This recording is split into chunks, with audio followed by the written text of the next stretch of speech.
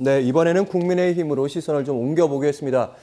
국민의힘 대선 선대위 구성이 일단 김종인 총괄선대위원장 임명 부분을 제외한 채로 발표가 됐습니다. 영상으로 확인하고 이야기하겠습니다. 선거운동이 더 지체돼서는 좀 곤란하고 지금 1분 1초를 아껴가면서 우리가 이제 뛰어야 될 그런 상황이고, 이 선대위 구성은 한 번에 전부 마무리를 해서 발표하는 것보다 일단은 기본적인 우리 당 조직과 관련해서 우리 당에서 출발되는 선대위 조직을 먼저 구성을 좀 해나가면서 외부 영입 인사들은 순차적으로 저희들이 상고 처리해서 모시고 또 최고의 부의를 하게 되면은 순차적으로 발표하는 그런 방식으로. 네, 오늘 오전에 있었던 최고위원회에서 윤석열 후보의 발언인데요. 일단 선대위 출범이 공식화됐습니다. 발표된 이제 조직도를 조금 살펴보니까 본부장도 좀 많고 조직도도 좀 복잡하고 민주당의 첫 선대위 출범과 좀 비슷한 거 아닌가 이런 생각도 좀 들었습니다. 네, 사실은 이제 윤석열 후보에 대한 기대감은 정권 교체에 대한 기대감이고요. 또 변화에 대한 기대감이에요. 그런데 선대위 구성을 둘러싸고 그동안에 한 3주 동안 갈등을 빚다가 내놓은 이제 발표인데, 물론 뭐 장점을 보자 그러면은 과거에 이제 바른정당 계열이 거의 대부분입니다. 그렇다고 본다면 뭐 혁신적 보수, 쇄신 보수 이런 이미지를 주는 데는 뭐 어느 정도 성공을 했다고 봐요. 또 중진급들이다 보니까 실무를 잘 하면서도 당 장악력, 조직력을 잘 할 수 있는 그런 득도 분명히 있다고 봅니다. 근데 다만 지금 아까도 말씀드렸지만 변화를 요구하는 국민들 가운데 특히 2030 세대의 그 변화요. 지난번 경선 때도 이제 후유증이 있었지만 새로운 인물이 안 보인다. 그리고 예를 들어 김성태 의원 같은 경우에는 자녀 취업 논란이 있었던 분이잖아요. 그러면 그동안에 거론됐던 인물 중에 예를 들어 금태섭 의원이라든지 윤희숙 의원이라든지 뭔가 좀 공정 또는 뭔가 변화 이런 것들을 나왔던 인물들도 있는데 그런 분들은 싹 빠졌어요. 또 새로운 인물은 아예 없습니다. 좀 그런 점에서 본다면 뭐 실무형으로서 지금 당 장악력으로서의 선대위라고 한다면은 좋겠지만 여기에 국민들이 감동을 받을까라고 하는 측면에서 본다면 조금 부족한 그런 발표 아니냐 이런 느낌을 지울 수가 없습니다. 네, 이 목소리 이제 국민의힘 내부에서도 같은 비슷한 소리가 나와서 주목되는데요. 임승호 국민의힘 대변인은 이런 입장을 밝혔습니다. 솔직히 좀 답답하다. 선대위 구성 과정이 감동을 주고 있는지 불과 몇 개월 전만 해도 활력이 넘쳐나던 신선한 엔진이 꺼져가는 느낌이다. 이런 답답함은 지지를 하든 국민의힘을 지지하지 않든 비슷하게 느낄 것 같아요. 최근의 선대위를 보면요. 자, 우선 제가 조금 특이하게 봤던 것은요. 지금도 이제 이 조직도를 보면 나옵니다만 당대표는 상임선대위원장을 맡습니다. 그러면 이준석 당대표 입장에서 생각을 해보면 홍보 미디어 쪽이 중요하다. 2030이 중요하다. 그러면 당연하게도 이준석 대표가 내가 하겠다라기보다는 이준석 대표가 추천한 사람이 있었을 겁니다. 그런데 그 사람이 새로운 인물이 홍보 미디어 본부장으로 온 게 아니라 겸직을 하는 구도가 됐단 말이죠. 이거는 누가 봐도 약간 언밸런스한 이 구조를 짠 겁니다.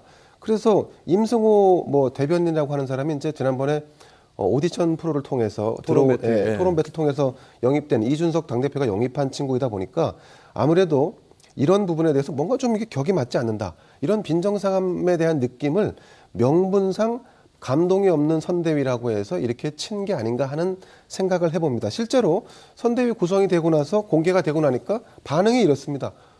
예상된 수준?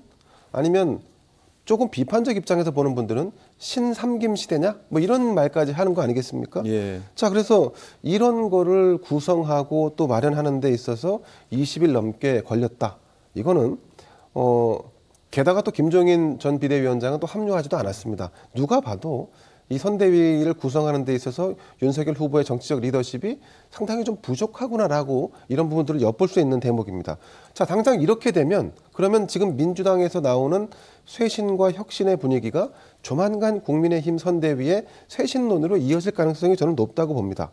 자, 그 쇄신론이 이어지는 것이 결과적으로는 같은 이야기가 되겠습니다만 국민의힘 입장에서는 조금 아픈 게 선거라는 게 사이클이 있습니다. 그래서 구성 선대위를 띄우고 조금 지지율이 빠지면 다시 혁신 얘기하고 사람 교체하고 방향 설정하고 뭐 이게 이제 3월 9일까지 쭉 이어지는 일종의 파동처럼 가는 건데 지금 윤석열 선대위는 출범도 늦었고 이게 지금 쇄신 뭐 혁신 논란으로 이어진다 그러면 연말 연초를 사실 내부 구성을 다시 하는 대로 또 시간을 허비해야 되는 측면이 생기기 때문에 전체 선거 구도상 볼 때 상당히 좋지 않다.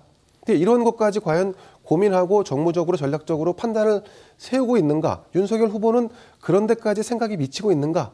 의구심이 드는 대목입니다. 네, 사실 역설적으로 국민의힘 선대위 출발은 했지만 다시 관심은 이제 김종인 전 위원장에게 쏠려 있는 상황인데요. 그 발언 하나하나에 계속해서 쏠리고 있습니다. 김종인 전 국민의힘 비대위원장 나에게 무슨 최후 통첩을 했다고 주접을 떨었는데 이 부분은 국어 사전에 좀 있더군요.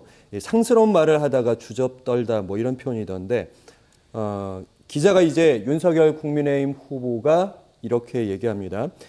김종인 전 위원장이 밖에서 돕는다고 말한 적이 없다는데 하고 윤석열 후보에게 물어보니까요.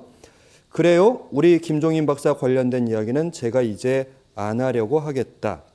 일단 김종인 전 비대위원장의 발언은 뭐가 잘 됐다는 건지 그 부분 좀 해설 좀 해주시고요.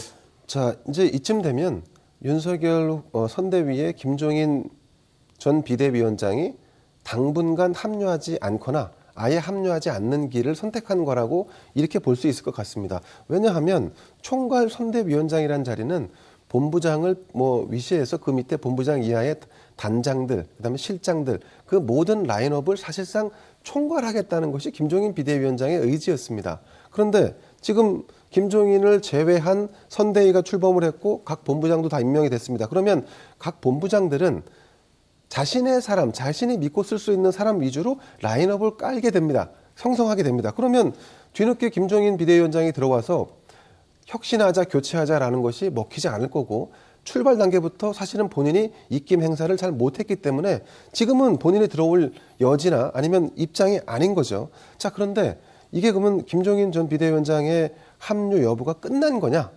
끝난 건 아닙니다. 조금 전에도 말씀드렸다시피 지금 국민의힘 선대위는 뭐 신산김 시대다 아니면 이대로 되겠느냐라고 하는 쇄신론에 벌써 터지고 있습니다. 아까 그 사이클. 그렇습니다. 그 사이클에 맞춰서 저는 아마도 김종인 전 비대위원장이 경륜이 높은 분이기 때문에 그런 것도 다 아마 염두에 두고 있지 않을까 하는 생각도 해봅니다. 내심. 다만 지금은 어쨌든 김종인 비대위원장이 뭔가 기분이 안 좋은 겁니다. 근데 무엇이 기분이 안 좋으냐? 김병준 전 비대위원장을 상임선대위원장으로 앉혔기 때문에 내가 안 들어간다라고 하는 것은 아무리 따져봐도 아무리 주판안을 튕겨봐도 정권교체 대의에 비춰봤을 때 김종인이라고 하는 거물 정치인이 나 그것 때문에 선대위 참여 안 해라고 하는 거는 명분이 약합니다. 제가 볼 때는 오히려 김종인 전 비대위원장은 윤석열 후보를 길들이기를 했는데 그 길들이기가 실패한 겁니다. 지금 현재까지는. 그렇기 때문에 다시 쇄신론이 분출하고 지지율이 하락할 때 다시 도움을 요청할 가능성이 높은데 아마 그때까지 기다리면서 보고 지켜보지 않을까 생각을 해봅니다. 네, 당장은 일단 합류하지 않을 것이다 이렇게 말씀하셨는데 지금 사실 뭐 김재웅 의원을 비롯해서 여러 초선 의원들이 김 전 위원장 만나서 설득을 해보겠다 이런 입장이긴 합니다만은 김종인 전 위원장 입장에서 지금 들어가면 너무 구기는 거잖아요, 스타일. 그렇죠. 이제 국민의힘도 그렇고 김종인 위원장도 그렇고 지금 이제 득실이 좀 뭐 가든 안 가든 지금 이제 득실이 생겨 버렸어요. 마음은 이런 자연스럽게 만약에 그 선대위에 합류를 했다 그러면 중도 확장성이라든지 또 경제 민주화라고 하는 그런 상징성을 가져온다는 측면에서 실일도 있었겠지만 득이 훨씬 컸을 겁니다. 그런데 2, 3주 동안 밀당을 하면서 김종인 리스크가 생겼어요. 무슨 리스크냐? 뭐 구도 때문에 그런다, 효율성 때문에 그런다, 잡음 나올 거기 때문에 그런다라고 얘기했지만 사실은 그 중간에 보면은 김병준, 김한길 이런 사람들이 중간에 배치되어 있는 것들이 본인이 하고 싶은 대로 선거의 방향을 못 끌고 가기 때문에 안 들어간 거거든요. 그러면 이거를 갖다가 받아들이게 되면 무슨 일이 생기느냐? 상황이냐라는 얘기를 듣게 돼요. 김종인이 상황이냐? 우리가 김종인 뽑으려고 지금 선거운동 하는 거냐? 이런 논란이 되고 또 만약에 이제 김종인 당대표가 이렇게 결별을 하게 되면 또 그렇다고 윤석열 후보가 득이 없냐? 그런 건 아닙니다. 당의 주도권이 오롯이 윤석열 후보에게. 후보에게 예. 오롯이 모이게 됩니다. 근데 그런 측면에서 또 이것도 장점은 있어요. 하지만 공언을 했어요. 국민들 앞에서. 김종인 박사를 모셔오겠다라고 공언을 했는데 본인의 공언이 실패를 했습니다. 그리고 본인이 이제까지 이렇다 할 정책이나 비전을 보여주지 못했는데 적재적소에 사람을 쓰는 게 대통령이다라고 얘기를 했는데 지금 적재적소에 사람을 못 썼잖아요. 그렇게 따지면 정치력이 이제 시험대에 오르는 거죠. 이렇게 보면 김종인 전 위원장이 총괄로 오느냐 안 오느냐는 옛날에는 오면은 득이었는데 무조건 이제는 와도 득실이 생기고 안 와도 득실이 생기고 그만큼 최근에 이 밀당이 양측 모두에게 큰 상처를 남길 수 있다라고 하는 측면이 저는 결과적으로 현재까지 대차대조표를 그려보면 그렇지 않나 싶습니다. 네. 국민의힘도 선대위 출발 일단 한 만큼 이 거대 양당 중심의 대선 전국 본격화됐다고 봐야 할 것 같습니다. 그래서 짚어봐야 할 지지율 현주소도 살펴보면요. 이재명 후보가 32%, 윤석열 후보는 35%, 오차 범위 내에서 3%포인트 윤석열 후보가 앞서가고 있고요. 심상정 후보 3%, 안철수 후보 5% 나타내고 있습니다. 이번 여론조사는요, 엠브레인 퍼블릭을 비롯한 4개 여론조사 기관이요, 2021년 11월 20일부터 24일까지 전화 면접 조사로 실시가 됐습니다. 저희가 지지율 조사를 쭉 살펴봤는데요, 여러 조사 결과들 쭉 살펴봤고 이런 건 확실한 것 같은데 지지율 격차 확실히 줄어들었다. 뭐 어떤 데는 딱 붙은 데까지 나온 적도 있습니다만 어떻게 바라봐야 됩니까? 뭐 조만간 골든 크로스가 올 것 같습니다. 왜냐하면 지금 이재명 후보는 뭐 메타버스를 타고 전국을 누비면서 굉장히 광폭 행보를 보이고 있습니다. 뭔가 움직인다, 뭔가 하고 있다, 말하고 있고 움직이고 있는 게 눈에 들어옵니다. 그런데 상대적으로 윤석열 후보는 굉장히 지지부진한 모습으로 비춰집니다.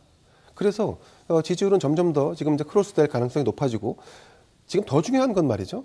윤석열 후보의 지지율이 빠지고 있는데 그 빠지는 부분이 그나마 이재명 후보로 가는 건 다행입니다.